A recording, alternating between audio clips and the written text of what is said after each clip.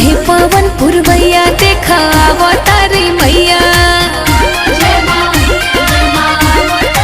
हाँ बहे पवन पुरवैया देखा अवतारी मैया।